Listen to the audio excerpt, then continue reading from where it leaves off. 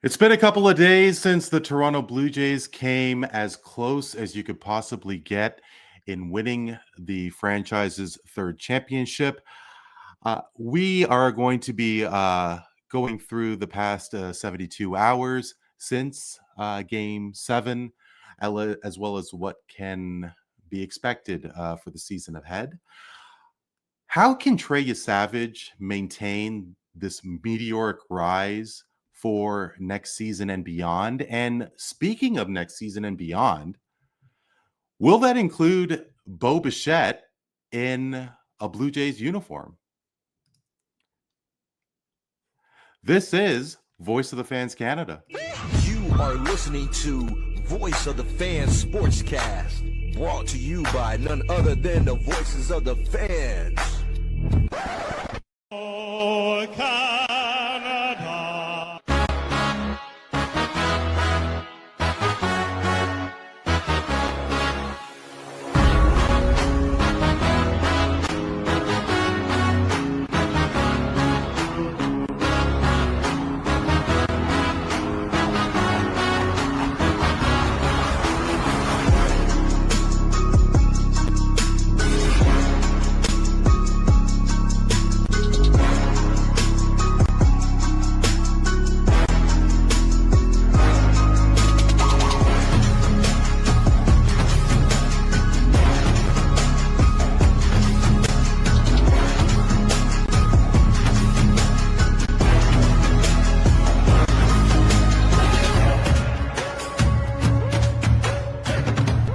For Tuesday, the 4th of November, I'm Randy Katarey. This is Voice of the Fans Canada. Hope all is well, and thank you so much for joining us. What a couple of weeks it has been throughout the city, throughout the country, as Canadians experienced another World Series appearance by the Toronto Blue Jays. It was 32 years since the Jays last made the World Series, and the team couldn't have come closer. Here to help foresee what happens next, Tony Antoniou is here. Tony, how are you? I'm okay, Randy. I'm okay. We have to add the Springer home run to your to the intro for Voice of the Fans Canada eventually. We got to get that Ooh. in. Okay? Yeah, Is that a no, good no, idea? that is a fantastic idea. Yeah, I was, because, sorry, you were saying? yeah, no, I was just watching the intro. I'm like, yeah, it's time to add something new to that. I think I'm going to have to agree with you, and I think Neel Katarey is going to agree with you as well. Neel, what do you think? I think we need to refresh the intro video there. Oh, that definitely needs to be on there. But I think the runner-up should be Scherzer cussing out Schneider on the mound. Yeah, that took. Did it really take stones? I mean, so many things to talk about during this playoff run, guys. Why don't we have a little fun and talk about Scherzer? It was a 1-year experience, and it's a flip of a coin, maybe, if he returns. I think all of us think that he is going to hang him up, but Scherzer getting into it with Schneider. Why don't we start with that? Is it really that, of a moment, really? Oh. I mean, he's an intense guy, and he wants to stay out there. What's wrong with that? No, I loved that moment personally. That was easily a top 3 kind of game for me of the playoffs. I loved that start by Scherzer because, get all of us here, we're up in age a little bit. We're at least Scherzer's age or higher. And so to see well, a guy, two of us are, Neel. Yeah, you're still. Well, hey, I'm Scherzer's age as well. Close enough. No, you're younger. You're younger, young man. You just turned 40. He's got a year on me. He's got a year on me. But He's got a that year. being said, I just turned 40 myself, and yes, congrats. Welcome aboard.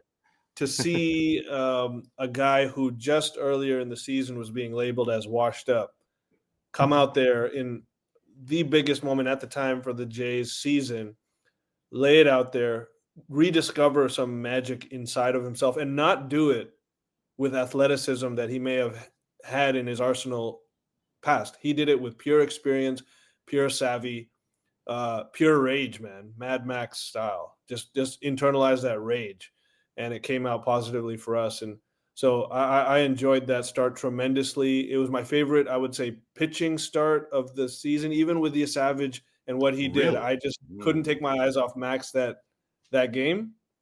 Yesavage too in the World Series was just unbelievable, especially in that game 6, game 5. Sorry, game 5.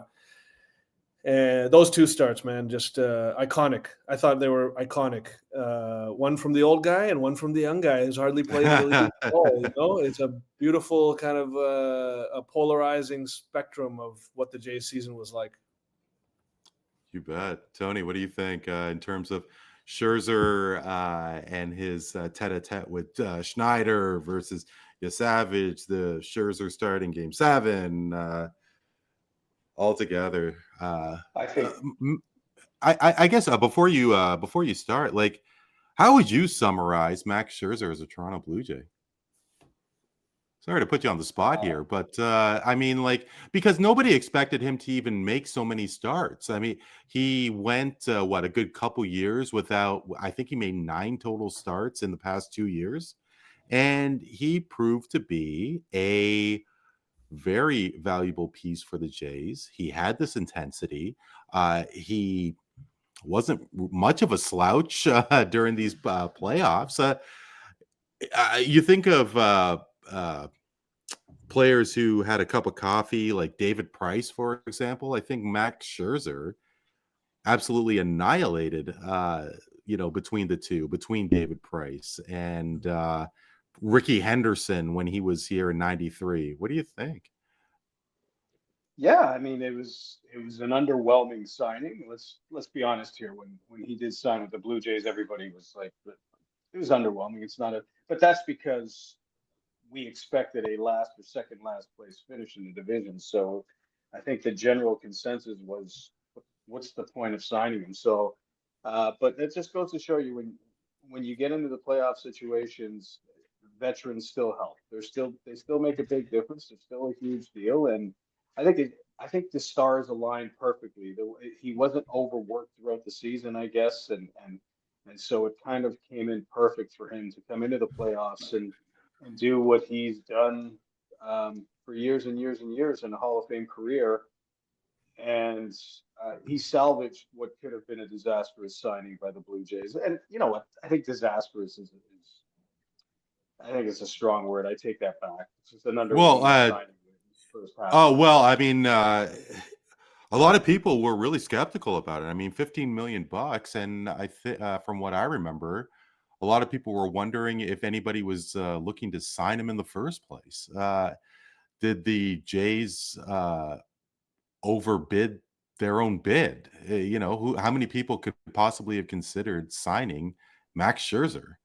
But one of the reasons I became a Blue Jay fan in recess in the offseason. Yeah.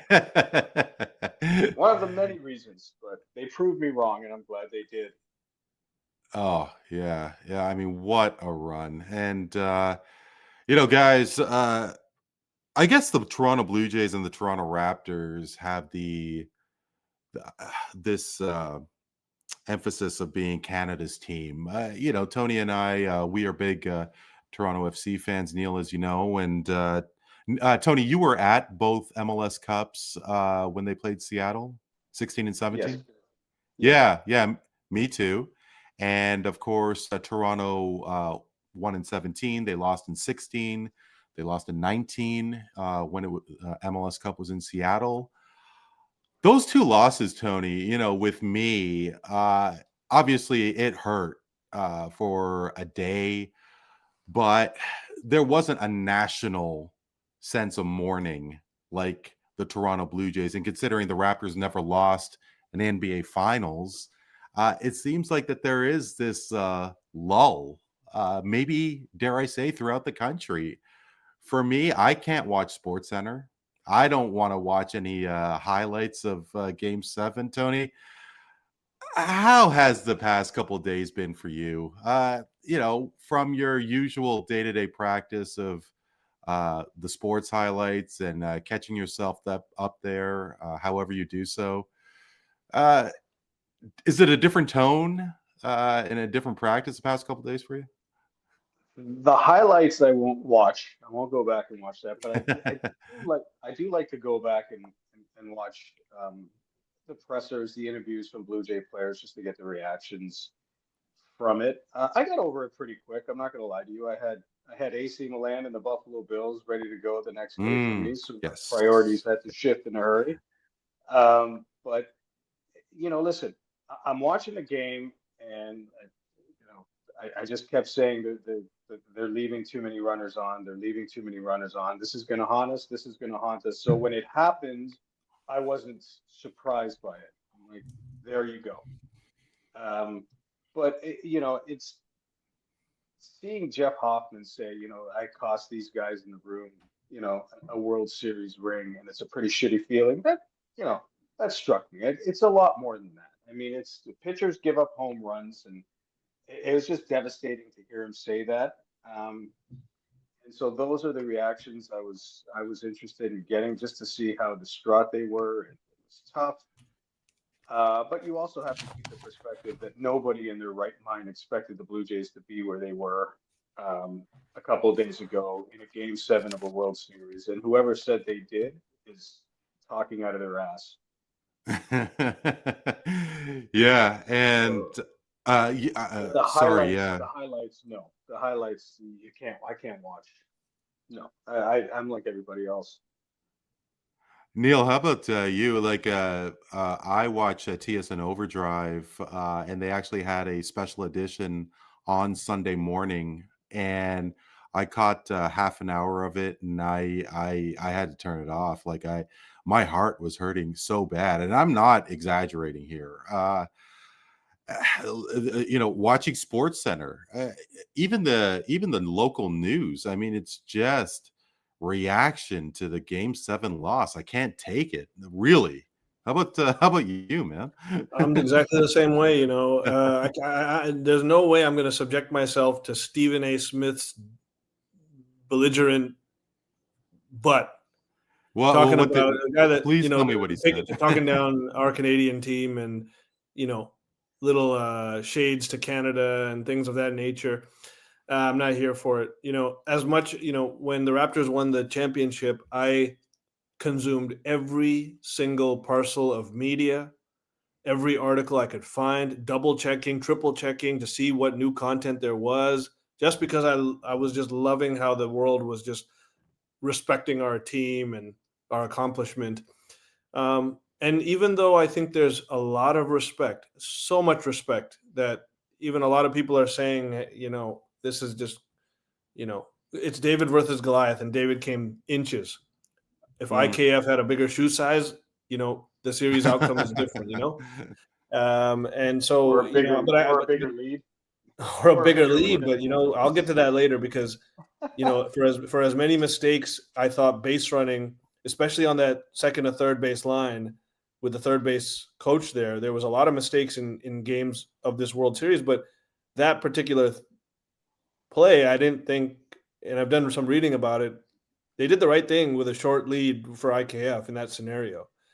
It just happened to be the outcome that was the less of a probability that ended up harming the Jays, unfortunately. Analytically, though, it was actually a right decision to not risk it. But I mean, in the end of the day, it's devastating, because you felt it. You felt the sense of this, like, hive mind, the jubilation, the energy, the kind of the, joy that the team was bringing us, and the excitement. And it was sort of just cruelly kind of shut the door on. So, yeah, I'm not consuming anything. I'm looking forward to next season. I do think, though, just my general, what I'm going to come out of this with is that, just like the Jays, they inspired confidence amongst their own clubhouse with the type of team they were this year.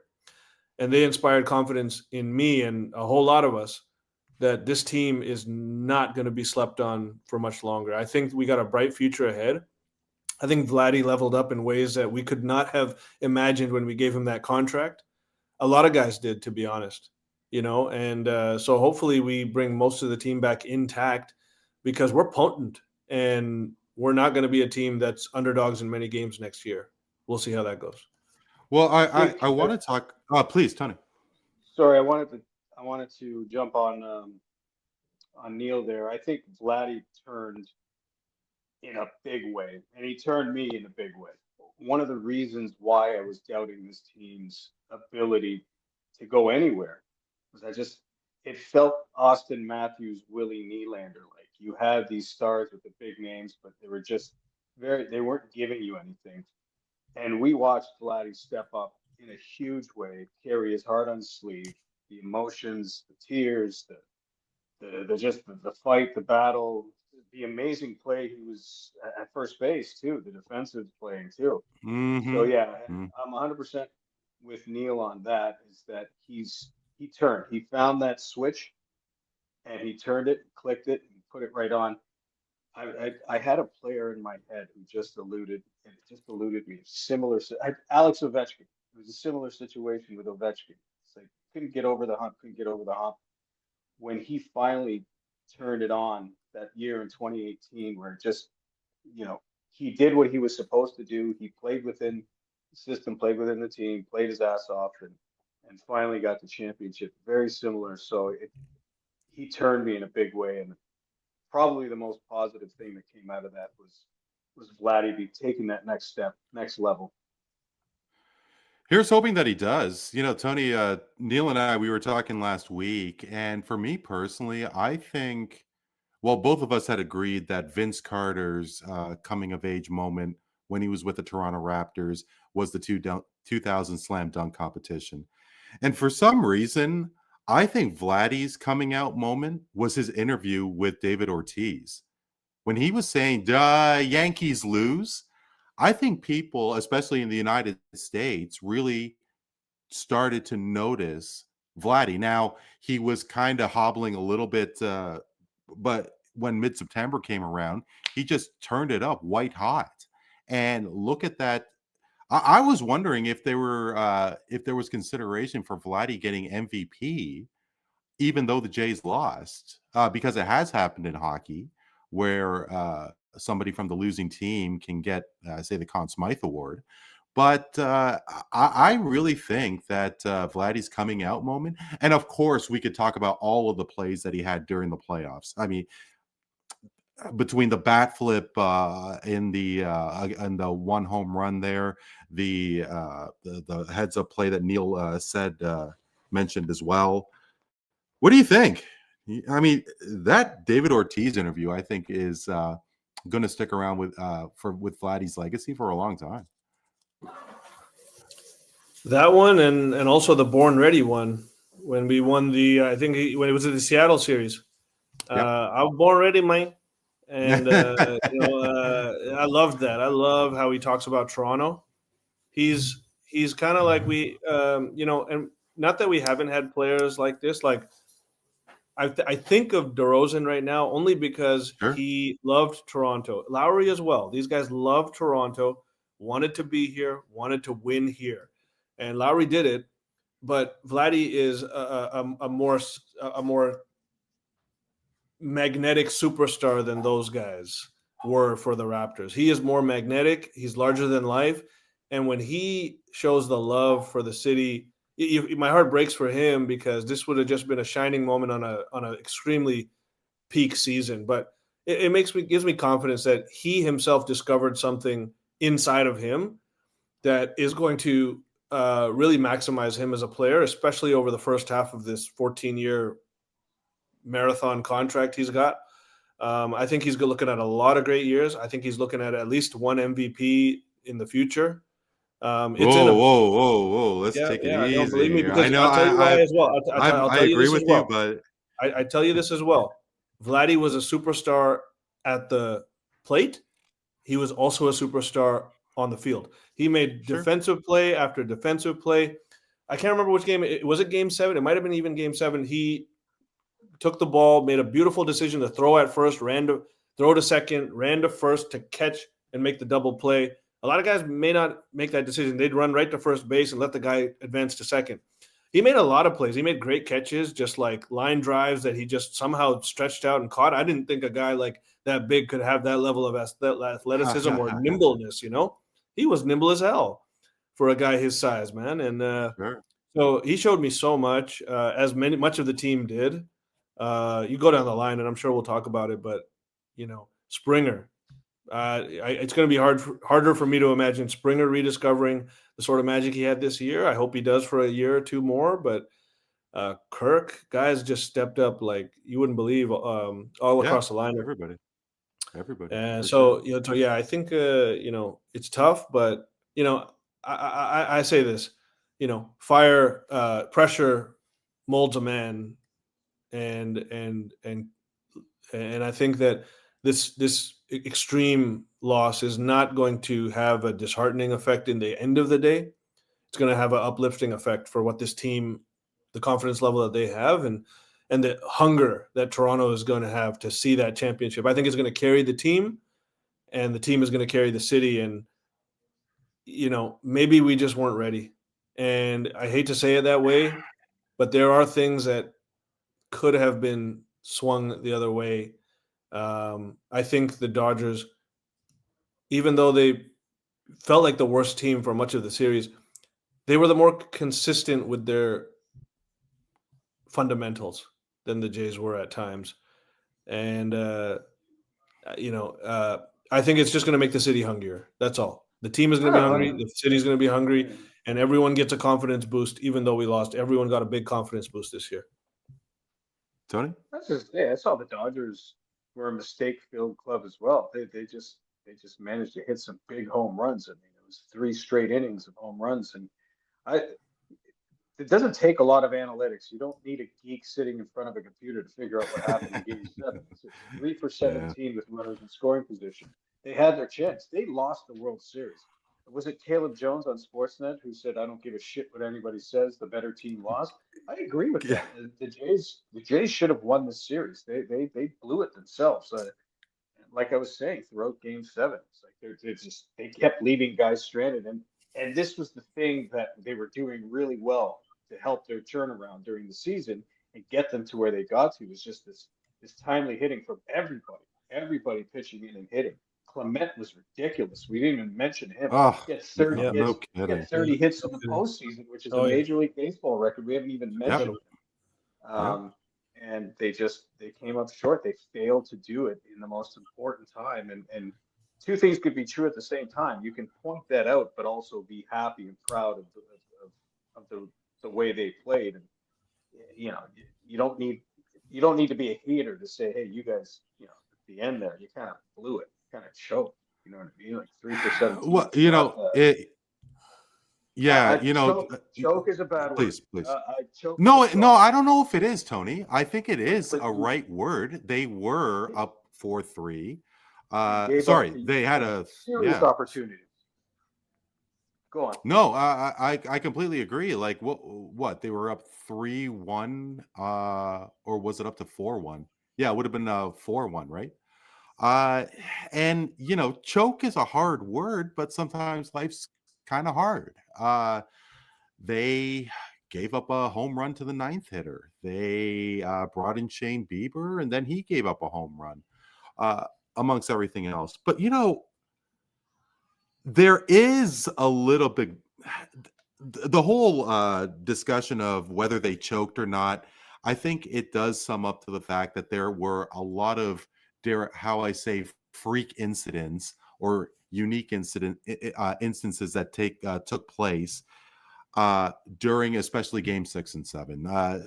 What about Addison Barger hitting a double that gets lodged in the pads, and then his base running gaff within that? He was incredible as well. All he was absolutely defensively as well. Neel, was there one play that stuck out with you that was so unlucky, so like a play that you never saw before in a baseball game, and it goes against the Jays? Very quickly, I did want to mention, you were talking about Kiner Falefa and the slide. What if he slid face first? Maybe he gets the hand outstretched. maybe that would have he would have gone in a little bit faster than going feet first, and maybe the Jays would have won a championship. But Yeah, you can over say to a you. lot of things. I mean, to be honest, I think that Will Smith is one of the better catchers in the league, and a lot of guys probably wouldn't have got that foot down like he did either. There's so many things you could point at, bigger lead on third if they had gone that way. But a lot of those calls, which may analytically be okay when you think about like regular season and stuff, I didn't see the risk that was maybe necessary in the big moment. I don't know. Maybe there were the thing that stands out to me the most. It's not a single play, really, to be honest. It's the fact that the Jays did not win any of the 3 close games in the series. There were 3 close games. It was Game 3, Game 6, and Game 7. We lost all of them. We won big when we won. All the games we won, we slaughtered them. And then they won all the games when crunch time was a factor. And that right there tells me that, you can't say for sure, as much as I love the Blue Jays like we all do, the better teams win in the crunch, in the clutch. And they had the better pitching throughout the series. Yesavage aside, Yamamoto was the best pitcher in this series, and there's no question about it to me. But they had overall, I think, even though we took advantage of Snell and Glasnow to a degree, even Otani, our pitching outside of Yesavage was not all that great either, and we lost in the big moments in the last 3-4 innings of these games. So it's just tough. But if I had to pull out a play, maybe it's that Barger, the double that got lodged in the pads. The lodge, do we win if that doesn't get lodged? This is another one. Yes. Like, I mean, that's even bigger to me than the slide, because that's just pure dumb luck. The slide, there was skill involved with Smith and IKF and the call. There were so many factors there, but the lodge, it was just like, what the fuck? How lucky is that? And what struck me there in that play is that I don't remember the guy's last name. Is it Dean or something? The guy who took over Dean, center field. Yeah, he took over at center field just that inning, at the start of that inning when that lodge happened. And I don't know. I can't even think about it right now. Well, Tony, just Tony, take it away, man. Well, hands down, the Andy Pages catch off of Bernie Clement. Yeah. When he knocked over Kiki Hernandez in the outfield there. Oh my goodness. How many times have you seen that happen and the ball just whoop, whoop, whoop, whoop, dropped right in front of you? Game over, absolutely. World Series champions. We're still hungover. But do you guys remember? Yeah. Sorry, Tony. I mean, like you're talking about outfielders potentially colliding with Pages and Hernandez. You guys remember Springer and Barger? Springer and Bichette in the Seattle Wildcard series. I mean, Springer had a severe concussion and he was out for so long. And nope, didn't happen to. It didn't happen. With Hernandez and Pages, but now perhaps we could look towards next season and what the Jays will potentially do with their free agent signings.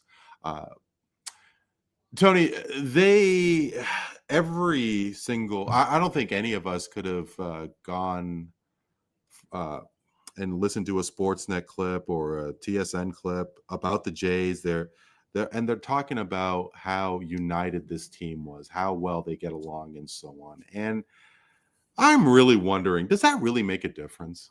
I mean, I'm sure the three of us could come up with teams where everybody hated each other, but they won. I mean, I'm pretty sure that the Oakland A's back in the late 80s didn't really share recipes with Canseco and McGuire, and take a look at the those Montreal Canadian teams. I mean, you think Beliveau and Cornwall, Lafleur, Dryden, you think they all got along swimmingly? Possibly not. But apparently it was always kumbaya. And I guess when it comes to the potential free agents, Bichette especially, and we'll talk about him, you think that's going to matter when this team, when each of those players, especially the key ones, consider about staying in Toronto? Not really. I don't think it should matter. I mean, it helps if everybody gets along, sure, but when you have a room full of 24, 25 guys, that's just impossible. I would doubt everybody on the Blue Jays, like, they all love each other. Look at those Chicago Bull teams. How many of them do you think really like Michael Jordan or Kobe Bryant? There are a lot of guys who weren't fans of Kobe or Michael, but that was your fucking meal ticket to a championship ring. So you better take whatever the hell they do to you in practice or whatever challenge they put in front of you. If you want a ring, you got to jump on their coattails and ride them. But I'm not sure if it makes a difference or not. I mean, it doesn't hurt. That's great and all that they love each other. It helps. But at the end of the day, baseball is a very individual sport. For it being a team sport, it is very individual. At the end of the day, you're in charge of what you're doing at that particular time. I mean, yeah, there is base running elements, and is the guy you're about to throw the ball to standing in the right position? And sure, those are little things you work out day in, day out. But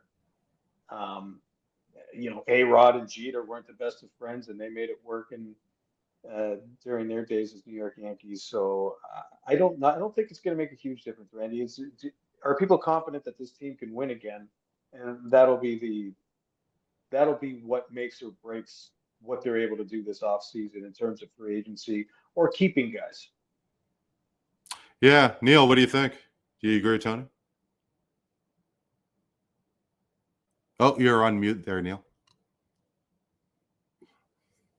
Yeah, I mean, I think that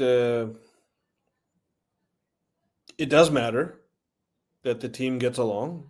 It helps, like Tony said, but at the same time, part of me does look at a team like that, and not to make comparisons, but well, not even a comparison. Just when a team, is all happy-go-lucky in a sense, they have team chemistry. It's amazing. I want to see a little bit more mean-spirited ball. I want to see that rabid dog come out a little bit more, and maybe we're going to see that now. Maybe the serious face is going to come on a little bit more as we go forward. I think it's a good thing, but I think one has to put fear into their enemy, and the Jays still have a step to go with that. And so two things can be right. It definitely helps. Does it change what management is going to do because of team chemistry? I don't think it moves the needle a whole lot, to be honest, because they're going to bring in guys they think can fit better, do better. They're going to look at analytics, and they're going to look at money, because that's what it comes down to. And I couldn't agree more. It comes down to money. It got a little tiresome. It got a little repetitive. Like, I get it. Okay, they're all great pals, and are they going to forego a couple $1 million because they all get along so well? And I think that there is something perhaps of them being on the same page, but is that going to keep them in Toronto? And we'll see what happens. We are going to get, as mentioned, to the free agent list in a moment. But Tony, Neel, Trey Yesavage, where did this guy come from? I was saying to myself that bringing up this kid at this time of the year was going to be an absolute disaster. You're going to ruin his momentum, his upbringing, his growth as a ball player. You're going to put him right in the pressure cooker. He's going to implode. And who knows, could he have been in consideration for World Series MVP, especially if the Jays had won? But he has set the bar so impossibly high. How do you think that this is going to play out for you, Savage, for next season and going forward? Because people are going to expect double-digit strikeouts and sheer dominance for the rest of his career. Yeah, 100%. But I think there's a good chance that that's what we get by him. I mean, don't I'm not know. going to sit here and say he's a guaranteed superstar, but I think he's a guaranteed great starting pitcher in this league at his floor. And will hopefully be with the Blue Jays for a long time. He's under control for a lot of years with us still. And that is a huge boost to sort of our bottom line when it talks about filling out the roster and your potentially best pitcher for the next 4 to 6 years. I'm not sure how long exactly is on a minimum contract, essentially, and that is an absolute gift. It's like getting LeBron James with a number 1 pick as a contender. And then you have, I'm not just comparing to LeBron, but some type of ready-made, ready-to-contribute player. And he just went through the trial by fire that no other player perhaps in history has ever gone through. And he succeeded with flying colors overall. You could not have expected better. He set World Series records. He bounced back from tough outings, tough innings. He got out of bases loaded with 1 out multiple times, multiple base guys left on base. And you saw the tension in his face. You saw how he was dripping with sweat, how he was focused, and then he would just go and make it happen. And I think great pitchers are the ones that can do that. And then you talk about his just raw athleticism, his height, his high release point. I've heard Clayton Kershaw comparisons to a young Clayton Kershaw. And that right there, you start getting those comparisons. Yeah, the expectation goes high, but you know what? I think you got a real stud on your hands here and someone to build around and opening day starter, dare I say. That's going to be an interesting one. Well, you know what? I think it still goes to Gausman, but it may still goes to Gausman, but I think there's going to be a lot of turnover in the Blue Jays pitching rotation this year, to be honest. You're going to see a whole new team. A lot, one would say, I don't know how you guys feel about Bieber, but I'm not sure I want to give this guy a lot of money, at this stage. We'll get to him. We'll get to him. We'll get to him later, but having Yesavage just there just helps so much with how you build this team, and I think he's going to be fantastic.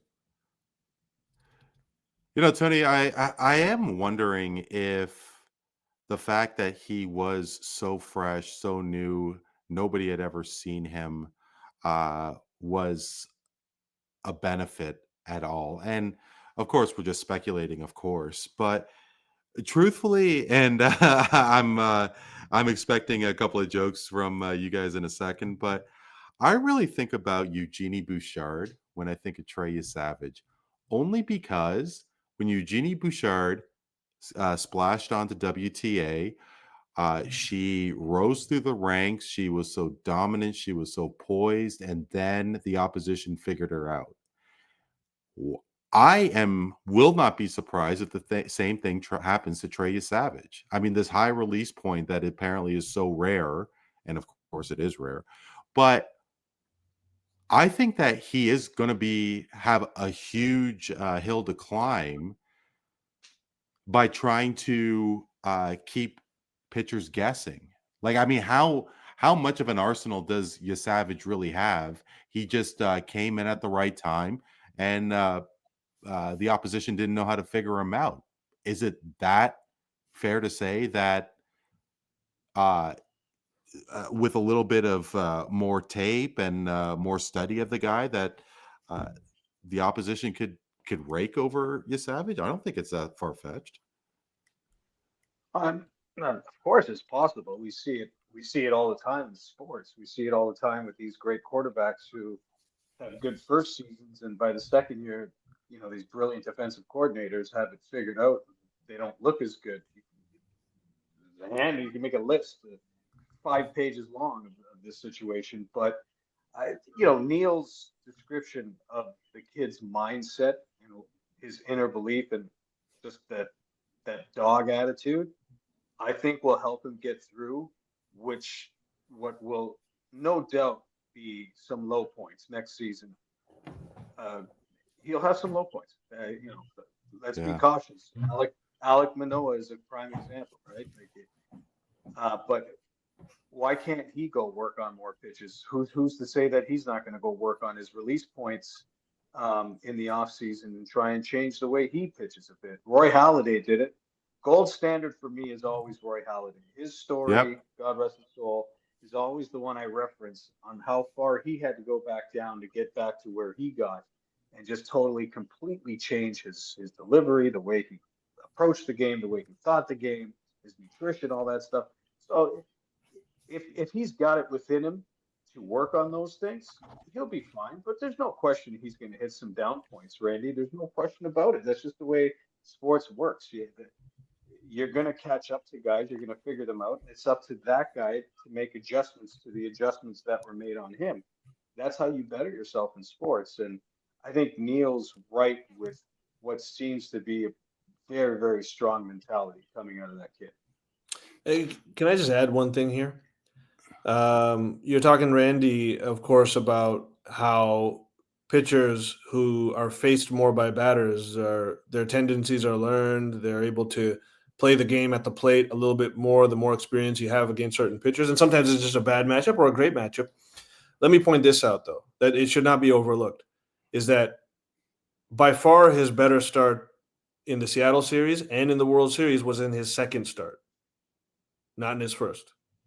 And so you look at a guy who went through, got rocked by Seattle in game 2 and turned it up when his next start. He did pretty okay against the Dodgers. He did, in the first start, and he absolutely destroyed them in the second start. So you're never going to scrutinize a pitcher more than the handful of starting pitchers that you have to go against in the ALCS, NLCS, or World Series. You're going to get 10 times the scrutiny that you would get in the regular season in general. And so they scrutinized the hell out of this kid as much as they could with all the data that they had available, all the starts that he had made. Well, the Dodgers and the Mariners did, but I mean, like, how much information did they have on him? And the Dodgers and the Mariners are two of the best lineups in baseball, who had poured hand over fist trying to learn everything they could, and he demolished them worse on the second start. And that tells you right there that the kid is also learning about you as a batter, you as a lineup, your tendencies. And it showed me that in his second start, in the ultimate of pressure, he was able to overcome the opposition better than the opposition was able to overcome him against elite opposition. And so as a young guy whose balls haven't even descended baseball wise, they certainly have now. And that to me is an intangible that I think is very important not to overlook. Well, as you guys were dropping your knowledge there, I was thinking that maybe I should have used Roy Halladay and Alek Manoah as a reference as opposed to Eugenie Bouchard. But anyway, I'll go on. Alek Manoah, yeah, that's certainly the counterweight. One of my favorite Instagram follows, by the way. Eugenie Bouchard. I don't follow Jeannie, but she's high up. Hope Alek Manoah will figure everything out in Atlanta. He did rep Toronto very well. And Neel, Tony brought up Jeff Hoffman's comments, after Game 7, and you gotta feel so bad for the kid. I can remember, the vitriol and the hate that Mitch Williams got when he gave up the home run to Joe Carter. Imagine what would have happened if social media was in effect. But Jeff Hoffman, he had a pretty he was pretty lights out in the postseason. Mm-hmm. Uh, but his entire 25 season, he had an ERA over 4. He had 6 blown saves. It all came crashing to a halt after Miguel Rojas, of all people, hit that home run. I mean, it seemed, I don't know if fitting is the right word, but it just seemed like the clock was going to strike 12 on Hoffman, wasn't it? Yeah, it seemed that he was due, so to speak. He had a great run, and just in the worst possible moment against the last batter in the lineup, I think Rojas was. Yeah, he was. He gives it up, and maybe part of it is that he was over anticipating Ohtani coming up next. Maybe it was That's what I think. something else, and then he ended up risking too much and giving this guy too much of a hittable pitch. Ohtani, even if that wasn't the case, Ohtani, his effect on the other team is so much beyond him actually being at the plate. It's 3 batters ahead. You're thinking about this guy. 4 batters ahead. You're thinking about this guy after he gets on base or strikes out. You're thinking about his next at bat, and you're planning for it already. The effect this guy has is so incredibly profound on the opposition.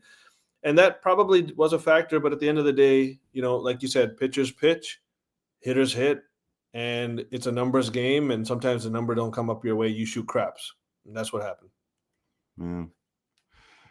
Yeah. Tony, I don't know what you think about closers in baseball, but I do believe that they are failed starters.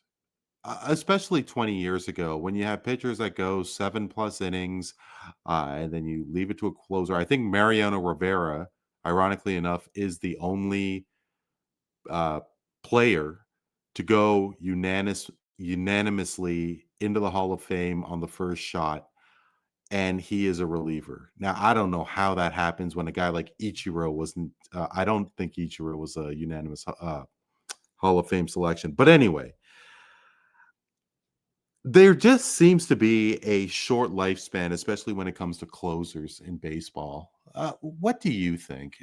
Would you spend an exorbitant amount of money on a closer? No, unless it was Mariano Rivera in his prime.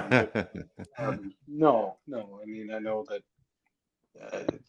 I think you stick with Hoffman, and You would stick with Hoffman. Yeah, of course. You have a guy there who has the makeup. I think he's going to get better. You're going to blow saves. It's just going to happen. Perhaps the offense should give him an extra run to play with next time, so he doesn't have to worry about that home run being as devastating as it was. But we've seen a lot of closers signed to big money deals as free agents that have just completely been absolute bombs. I don't want to see the Jays waste money on that. I think they have some options. They probably have some guys in the system. We don't even know who the fuck they are that can make their way up and work it. But allocating funds on a closer, I don't think is a good idea. There's other areas they can spend money on. Well, why don't we take a look at who are free agents now for the Toronto Blue Jays. Guys, in terms of position players, Ty France, Isaiah Kiner-Falefa. You take a look at pitchers, and Shane Bieber has a player option for $16 million. According to Sportac, however, he may be due for a much bigger pay raise. I don't really know how that happened. Max Scherzer, of course, Sir Anthony Dominguez, and Chris Bassett. Of course, Chris Bassett had a fantastic postseason. Neel, other than Bichette, do you think the Jays should re-sign any of the players that was on this World Series team? Neel, you're on mute. Just the guys on these lists, right? Just these guys here. You know, I I really don't know because I got problems with all of them, but then at the same time, they all did some good things at certain points in this run. Like IKF, maybe that slide is going to live in infamy in the wrong way up north, but he had some good moments in this run. When he was called up, he bunted appropriately. He, you know, got a couple of very timely hits along these last couple of rounds. And, he's a backup at best, but the more interesting question for me is the pitchers, because I don't know how I feel about giving Bieber 24, 25 million coming off Tommy John and maybe not being the same Cy Young level guy he was in the past. He was inconsistent in the playoffs as well. I felt like our lineup carried him more than he carried our lineup. Like, look, that doesn't give me max money vibes. If he takes his player option and proves us wrong, fine, but I think he's probably going to decline that and go seek a contract.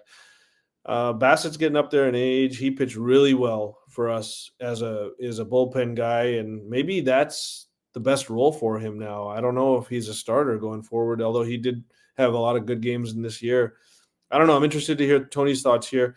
Scherzer is the big one. I don't think that Scherzer's got much of this left.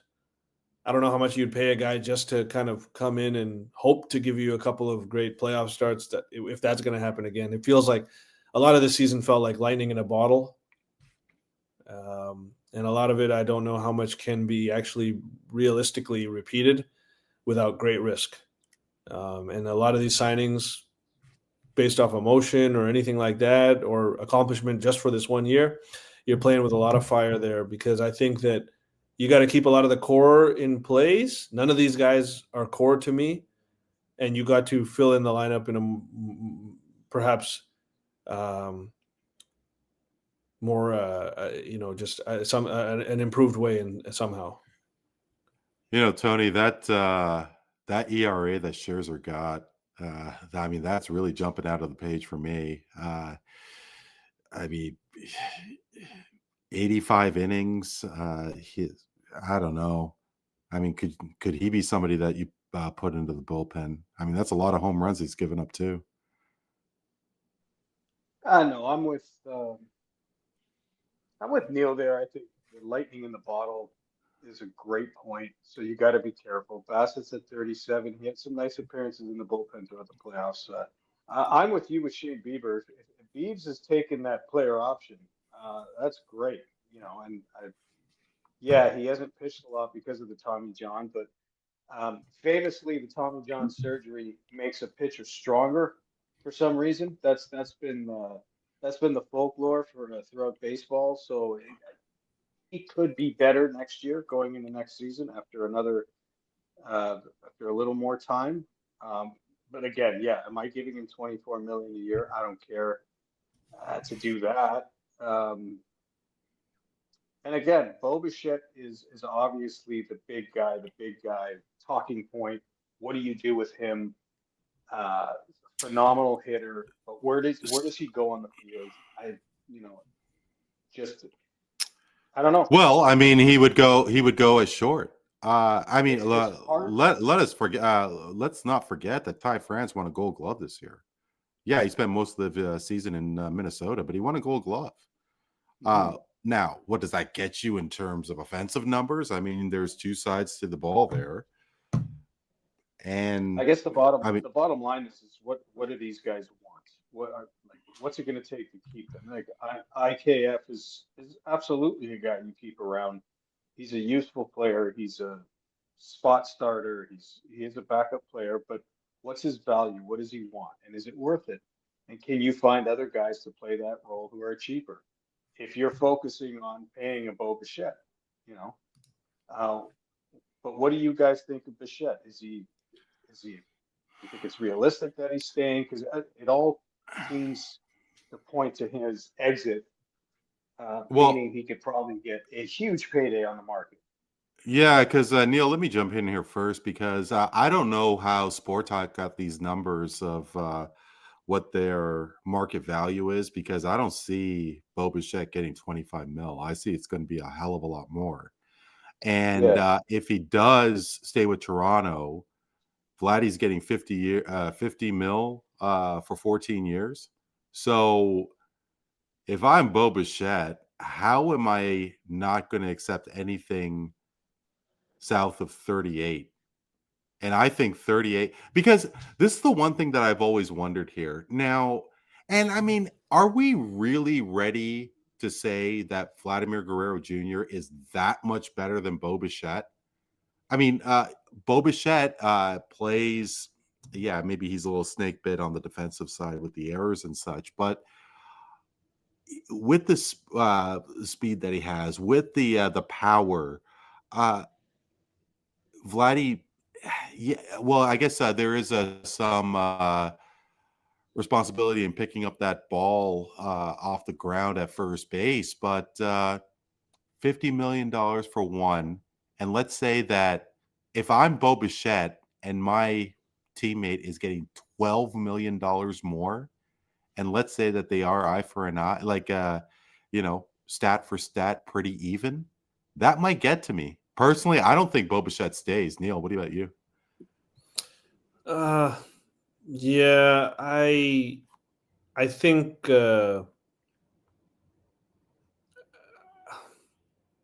I mean, how much do we really know about Bo Bichette? Because, yeah. okay, maybe Vladdy has the natural charisma. I mean, his dad has such a footprint with baseball I'm in this gonna country. Yeah, I'm gonna say it like this. I think Bo's had a unbelievable year, but prior to that, I was having a few issues with him over the last couple of seasons prior to this one. He kind of turned my eyes around. Oh, he is that guy, actually.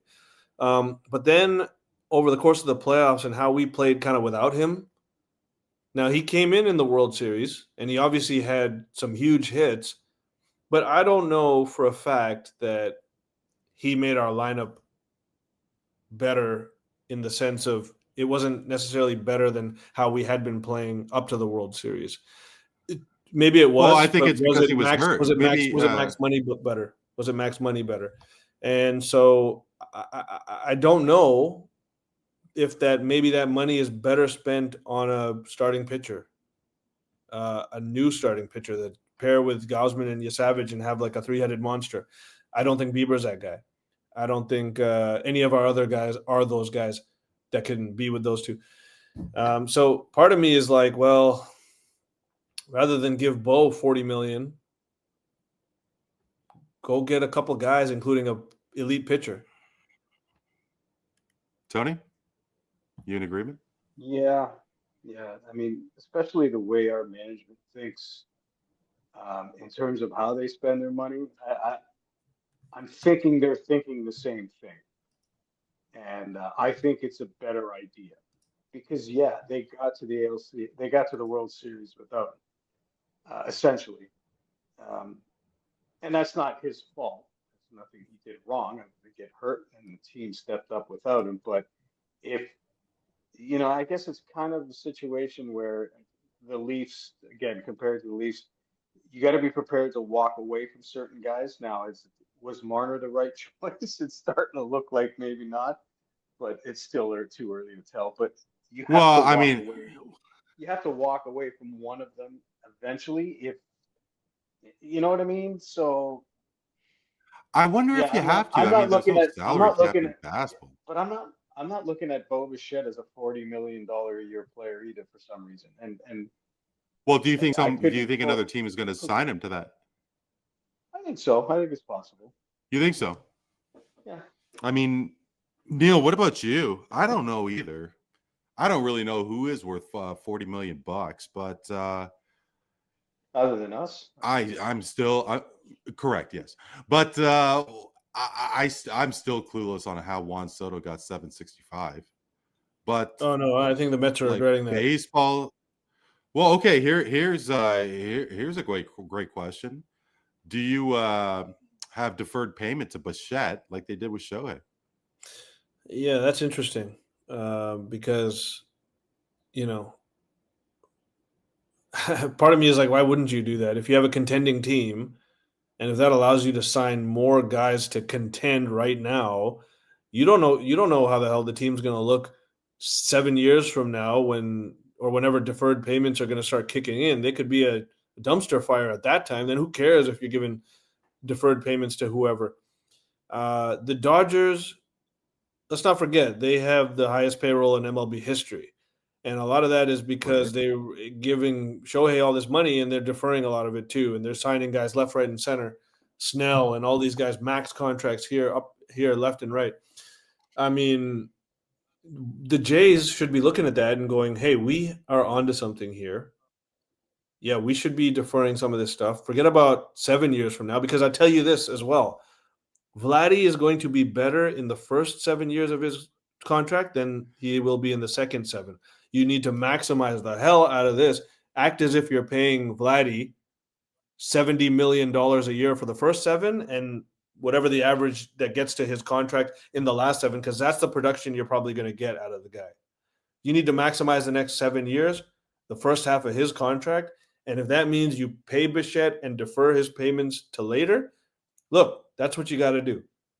I strike while the iron's hot. The fan base is in a frenzy right now. Even though we're all depressed, the fan base has just taken a jolt up the mountain.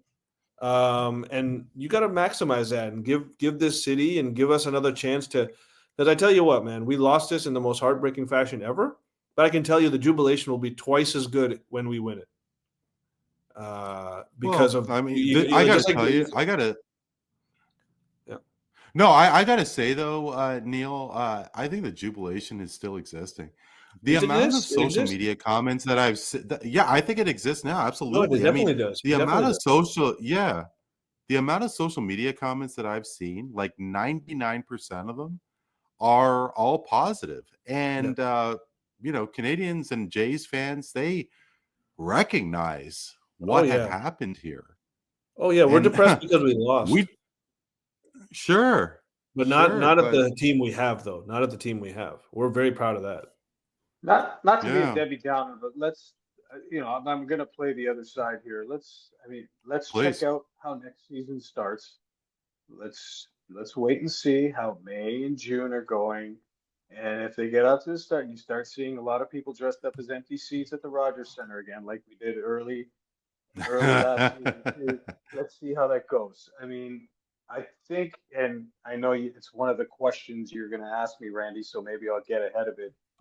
Do I think that the Jays can get back to the LCS next season? And I can honestly say I don't think it. I don't think so, because I really do think. You don't think so? Why is that? No. I just think they just got on this great run, the lightning in a bottle, like Neel said, and I kind of expect them to come back down to earth. Again, I hope I'm wrong, but. And it's not to say this team, and you're right, maybe what happened to them this year have put them in a nice mindset and maybe they can be a good team and consistent, but you're going to expect the Red Sox to get better. You're going to expect the Yankees to try and improve, spend money, do what the Yankees and Red Sox are really good at doing. And so you just don't know, right? So I think we should all, relax this a little bit and see how the offseason goes and see how the start of the season goes, because it was gloomy not that long ago, right? Just a few months into the season, you're like, oh God. So I don't know. It's the verdict's out to me still. That's why it was such a huge opportunity to miss. Yeah.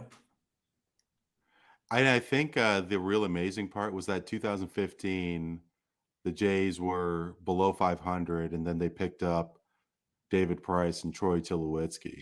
And who was that major acquisition that they got at the deadline? You want to say Shane Bieber or Ty France or IKF? I mean, it doesn't even come close. And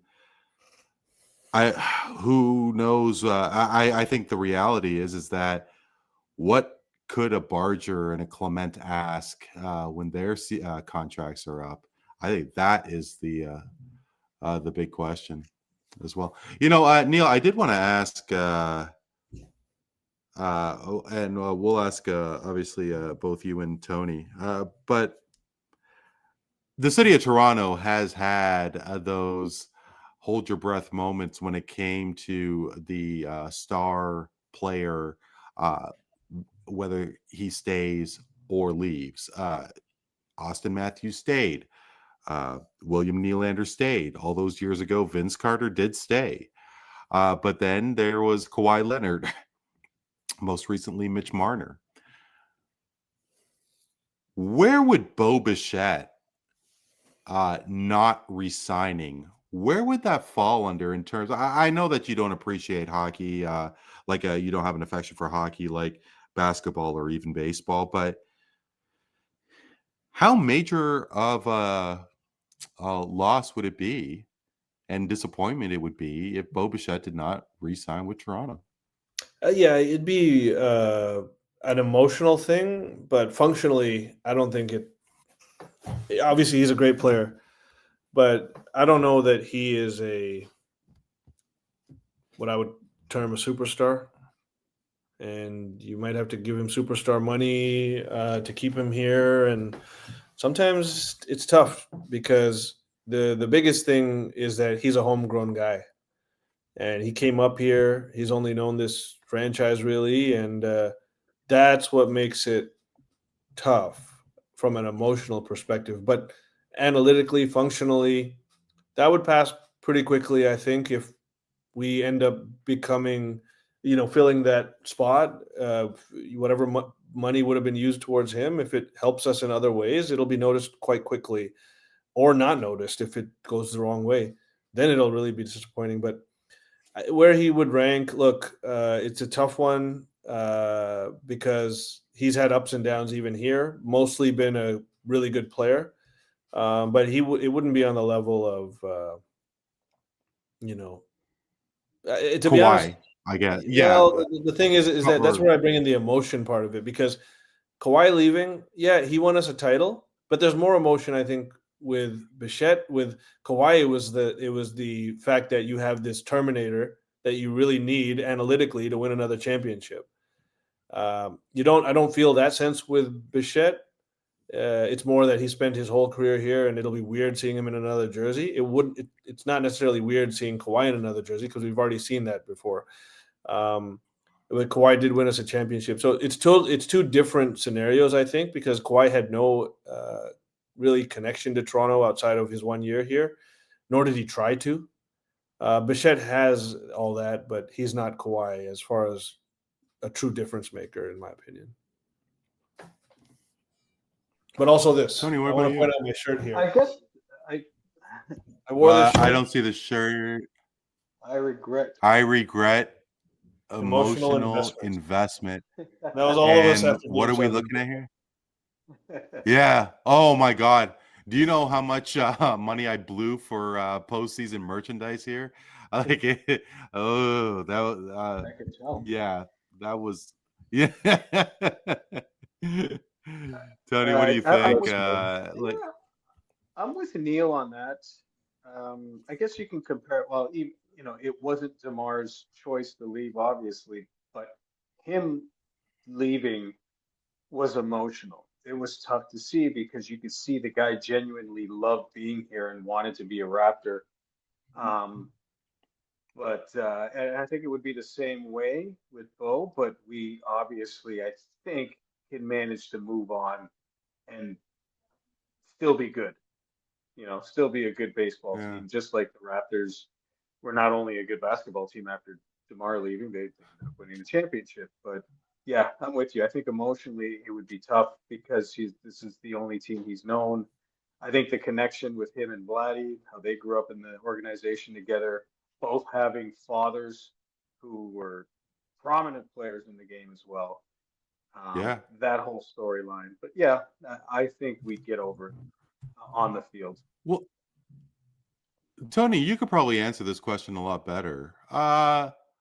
In terms of Bichette leaving the Jays versus Marner leaving the Leafs, I mean, essentially, you're looking at both Bichette and Marner being the number 2 guy on their respective teams. Don't really know a heck of a lot about either person. I think that there are a lot of comparables between Bo Bichette and Mitch Marner. And I, for one, I don't know, I can't recall exactly what your thoughts are on Marner, but I completely understand why Mitch Marner wanted to leave Toronto. I mean, I thought that he was treated very, very unfairly with the media. His car got jacked while he was here. I think the fans especially. I think that Marner got a lot of the garbage, and I do think Austin Matthews especially got away scot free. Not that anybody is really criticizing Bo Bichette, but I do see a lot of comparables, and it could have a pretty lasting impact on the Jays, just like Marner leaving could have a big impact on the Leafs. I disagree. I think it's two totally different situations. Now, the scrutiny that a Toronto Maple Leaf of Mitch Marner's caliber faces, as opposed to what a Blue Jay player faces, are obviously night and day, right? I think it Right. was time Sure. for Marner to go. I don't think he was cut out for this market. I think he's a very thin-skinned, weak individual. The carjacking thing has nothing to do with other than allowing um, thug criminals just run around in the streets without any deterrent, just jack cars freely. That's a Toronto issue. That's not a that's got nothing else to do with it. That's politics and Well, justice. The it's way also it's done in the happening a lot city. in But NBA. It is happening a uh, lot in NBA. I mean, Shay's house just got well, jacked they a promote that lifestyle couple in of the days NBA ago. anyway. Well, they promote that Hmm. lifestyle in the NBA anyway, so they're in Yeah. bed with the promotion of that kind of lifestyle. But that's a different topic for a different show. Yes, it is. Yes, it Um, is. so from that aspect, I think it's just two completely different things. I know the Leafs aren't where the fans want them to be at this point. I know there's a lot of people thinking, "Damn, if we had Marner," but I do believe that eventually it'll be a good move for the Leafs. I think there's more to come in terms of moves.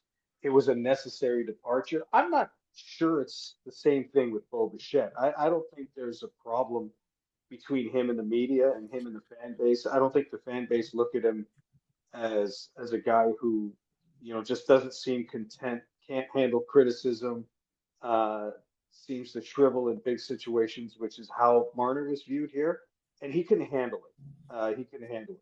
I don't think people were. Well, I I don't think mean, they were. Tony, I don't know about I don't that. think the media. I I don't know don't think about the that media because it. was unfair to Mitch Marner. I think the media was calling it as they saw it, and he was incapable of handling it, and that's why Vegas is a great spot for him right now.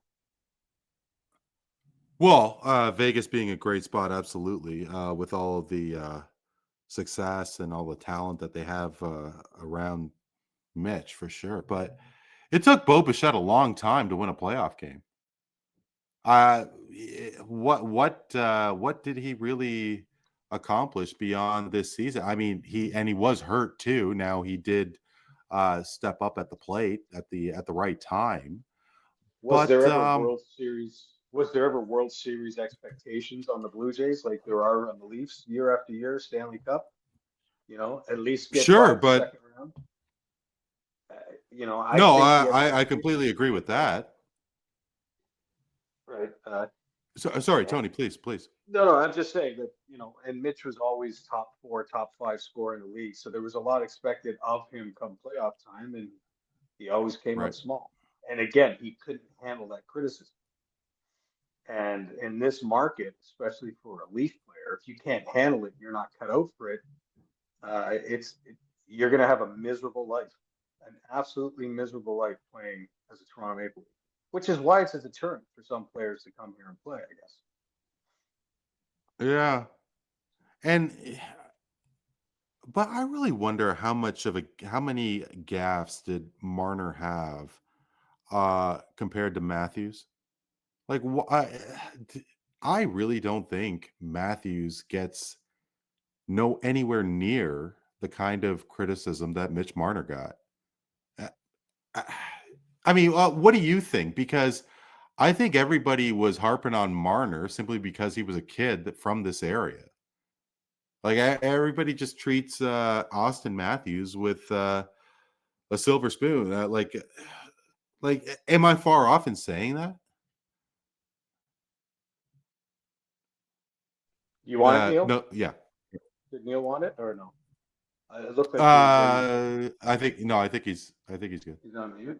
No, Tony, go ahead. also I think Matthews has received his criticism as well, but All right. Matthews has stepped up in the playoffs. Willie Nylander has stepped up and played well in the playoffs. They have been able to turn that around a little bit, that stigma, and Marner never did. He just never did.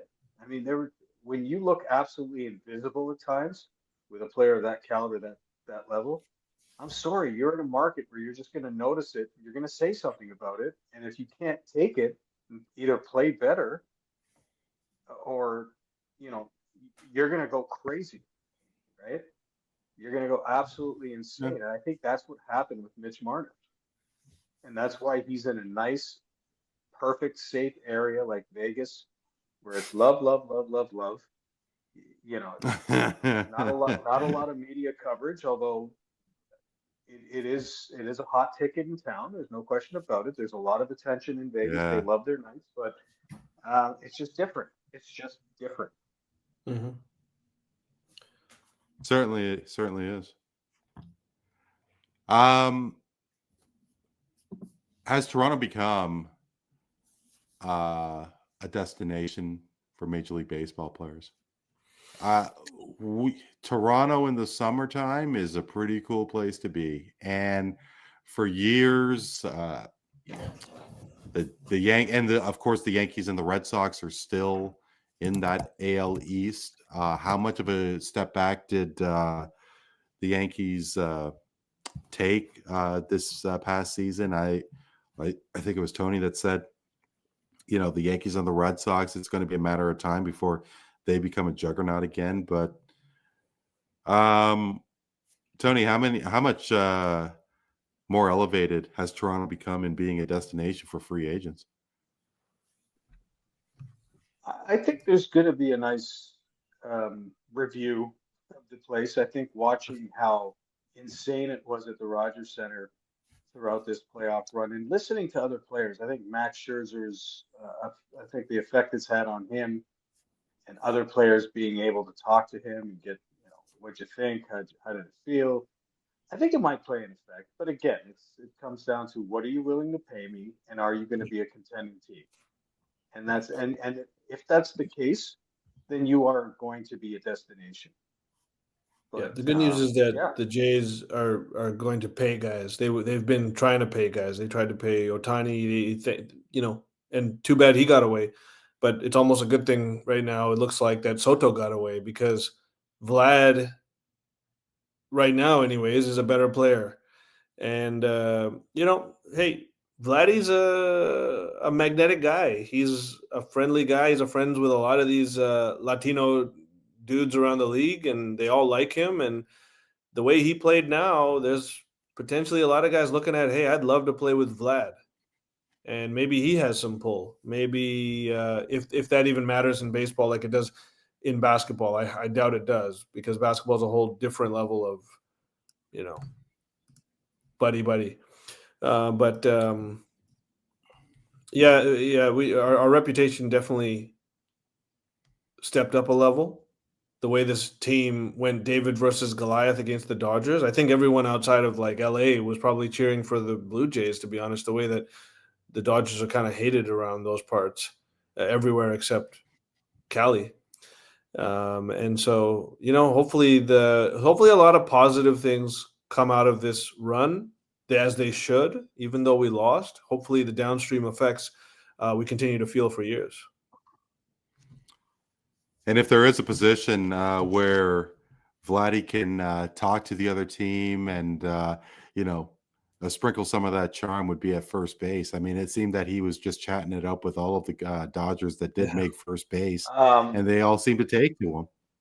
I was going to say, just as a side note, the conversations, I don't know what the hell they were saying, the Japanese guy with the broken English and the Dominican guy with the broken English, but when Vlad and Shohei were having conversations at first base, it was just must-see TV for me. I don't know what they were saying, but I'm sitting there saying, "Oh my God, this is funny. These two guys are cute having these conversations." It was very animated, so I just wanted to throw that in on a side note. I enjoyed that watching that. Who knows what the hell they were saying? Who knows if they knew what the hell they were saying to each other?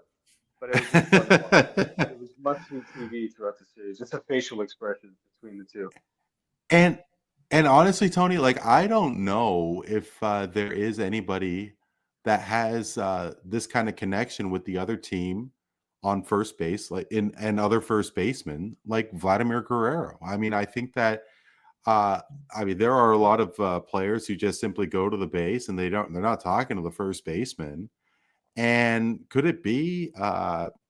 Could Vladdy have that kind of charisma to maybe strike a connection with the other player while they're on first base, seasons pass, and maybe get him to Toronto? Very, very possible. Yeah, it's possible. I mean, it happens a lot. First base conversations. It's not just Vladdy, but yeah, Sure. he's got a great infectious personality by the looks of it. But, we don't know the guy personally, obviously, but it seems like he's just got a general love for the game of baseball and respect for opponents as well. And and it comes out. It permeates through the screen when you're watching him conduct himself on the baseball diamond. Yeah, Absolutely. Well, guys, why don't we do a little straight facts, bro? Relax.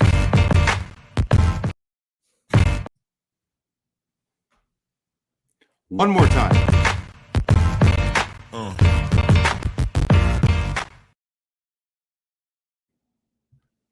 Little something wrong with the band there.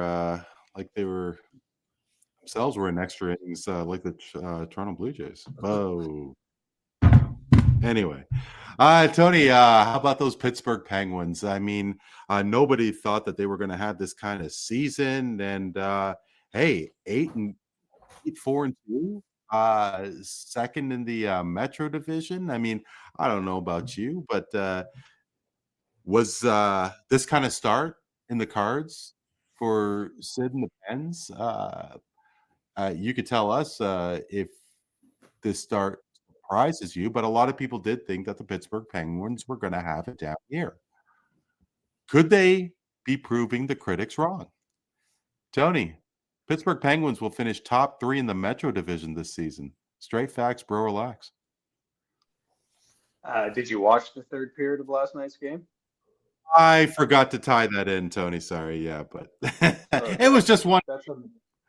That's a massive bro. Relax. They had a great October, which obviously shocked the hell out of me. So far, they're 0-2 in November. They faced some better competition, and you see how it worked out. So one day at a time. I'm enjoying every second of this. It's fun to watch, but I do expect them to fall down there a little bit. But listen, a coaching change is what was needed for them. Giving some young players a chance to play. I'm loving this first round pick who made the team, 18-year-old kid, Ben Kindle.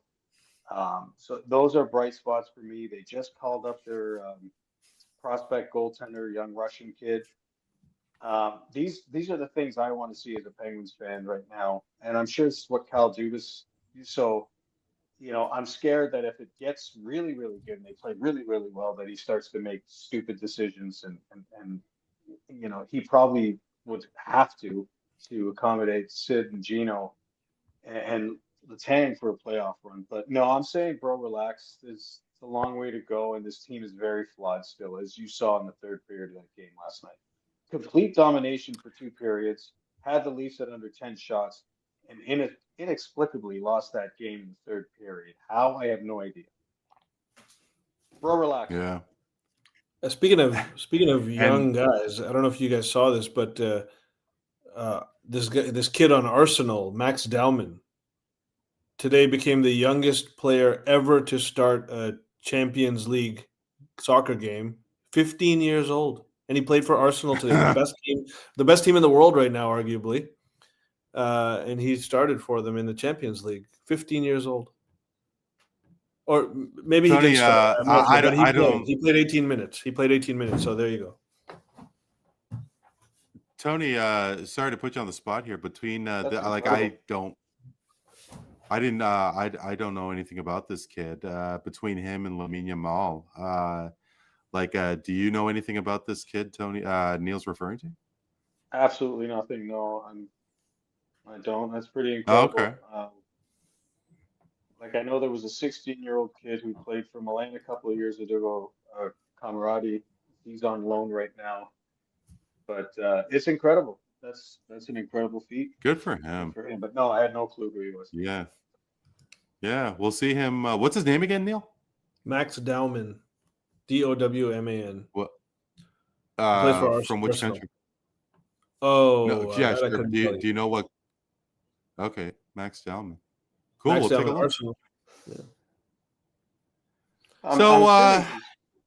I'm assuming he's British, probably from Arsenal's system. Let's take a look. Let's take a look very quickly. Let's do it. Max Dow. Dowman.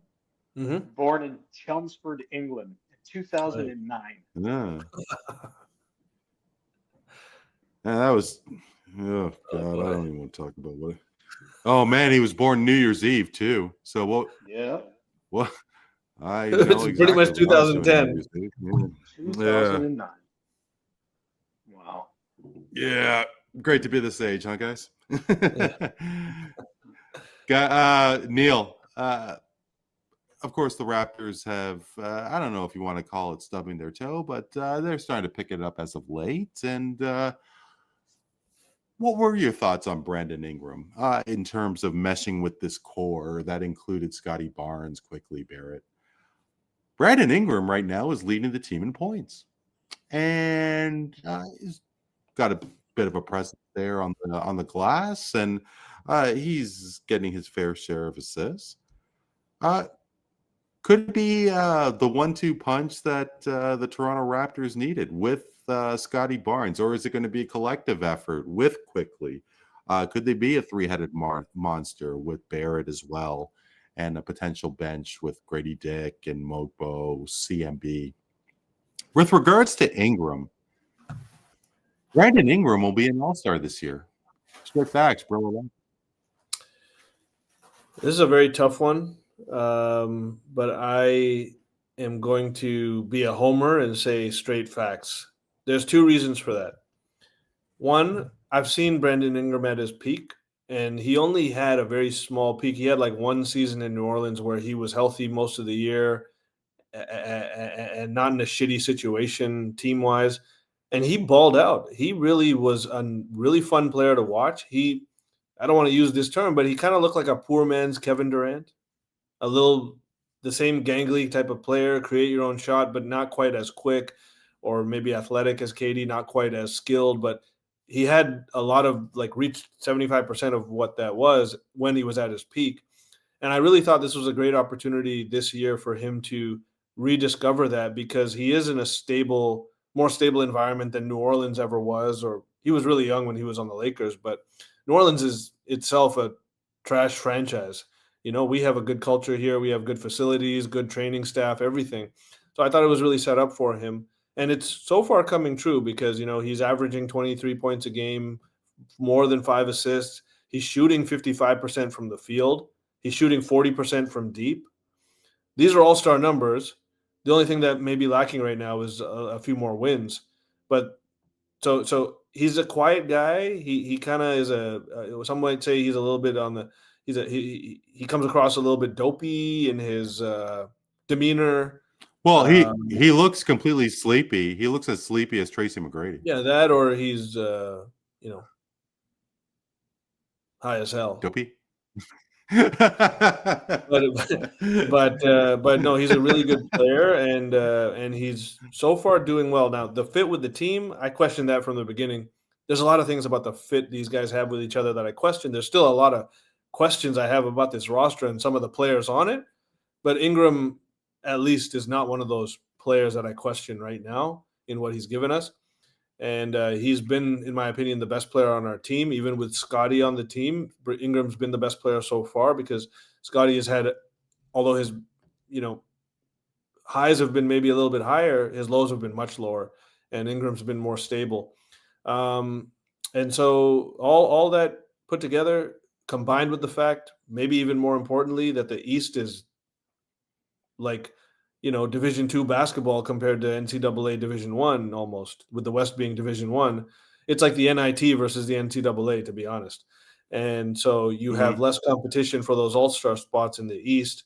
It certainly wouldn't be an all-star in the West, but in the East, he's got a chance.